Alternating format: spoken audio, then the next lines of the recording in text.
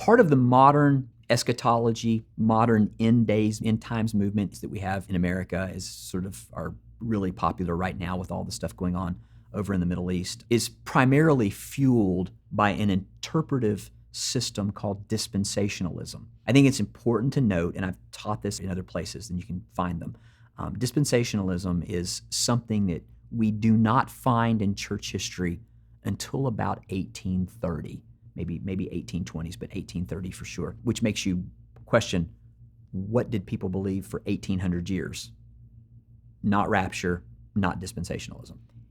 What's the foundation behind dispensationalism? Well, there's a number of things, but one of the largest elements of dispensationalism is the differentiation between the church and Israel. Now, some dispensationalists do not see two covenants between the two. Some do see two covenants between the two. There's dispensationalism, classic dispensationalism. There's progressive dispensationalism. So there is some disagreement within dispensationalism about how that works, but neither of them would deny that God has made promises to Israel that are still yet to be fulfilled. And then there's the church. And so the way that Israel gets its promises fulfilled is that the church must be raptured out of the world so that God can deal with national Israel. That's sort of the whole foundational driver of dispensationalism. So if there were not promises to Israel that were still yet to be fulfilled, dispensationalism would fall dead. There would be no dispensationalism. The reality is that there are no promises to national Israel. They were all fulfilled. And I know that may be hard to hear, and you may get fired up. It does in no way mean that I don't love Israel, and no way does that mean that I don't pray for Jewish people like I would anybody else. In fact, I have, over the years, except for COVID, basically take a trip to Israel every year because it's an incredible land where all kinds of biblical stuff happened. The reality is, though, is that the promises that were made to Abraham, that dispensationalists say that still yet need to be fulfilled, that's incorrect. And I can show you that and demonstrate that to you biblically. Joshua, who comes after Abraham, who comes after Moses, is told by God something in Joshua 21, starting in verse 43. The Lord gave Israel all the land he had sworn to give their fathers, and they took possession of it and settled there. So this idea that the land still needs to be fulfilled, the idea that the land is still yet promised to Israel, which is a fundamental element of dispensationalism and a fundamental way in which the New Testament then gets interpreted, that God has one plan for the church and one plan for Israel. We're told here that he gave them all the land. We're also told in verse 44 that the Lord gave them rest on every side according to all that he had sworn to their fathers. None of their enemies were able to stand against them, for the Lord handed over all their enemies to them. Now this becomes the most important verse regarding dispensationalism. Verse 45. None of the good promises the Lord had made to the house of Israel failed. Everything was fulfilled. Now, if in Joshua all the promises that were made to Abraham have been fulfilled, which is what the text says, then there are no future promises to Abraham that need to be fulfilled, which is why in the New Testament we're told that the two have become one.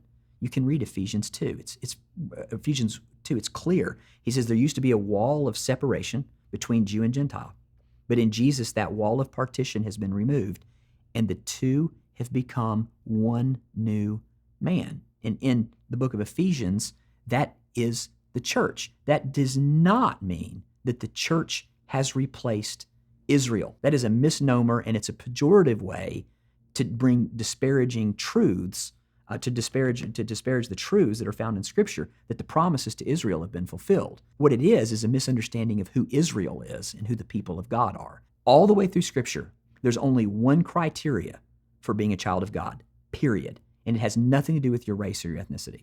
It has to do with faith. Abraham in Genesis 15:6 believed God, and it was credited to him as righteousness. That is the prerequisite for being the children of God, which means you could have been Jewish in the Old Testament and not had faith and you were not considered part of the people of God. Now, you could say in sort of a physical way, they were part of Israel. True. But they were not part of Israel in the sense of spiritual Israel, of who Israel was as the people of God. Once we understand that, then what we do is we don't have to read our Bibles with two different things going on, or like a caste system, because there isn't. The Lord loves the Jewish person. He loves the white person. He loves the Indian. He loves the black people. He loves us all. And he loves us all in the same way. There's not a caste system. There's not a one covenant and another covenant. And when that is understood, then all of dispensationalism dismantles. And then there's no need to read all these crazy things into Scripture to fit some system that's not even biblical to begin with. I would just say go back and realize that what does it mean to be a child of God? John the Baptist said that, did he not, to the Jewish people? He said, you Jewish leaders, you need to get in the water. He said, do you think that you can just say that you're a child of Abraham and that's going to make it all right? It doesn't. It's the same argument Paul uses in Galatians 3. He says, those who have faith are children of Abraham. What does it mean to be a child of God? It means to have faith in God. It has nothing to do with our ethnicity, our race, or anything like that. That's why in Romans 9, and you should go read it. Romans 9, Paul is asking what happens to his people, national Israel, because he loves his people. Well, he says at the beginning of chapter 9, he says, not all Israel is actually Israel. What's he saying there? He's saying that to be Israel is not physical descent. To be Israel is to have faith in God.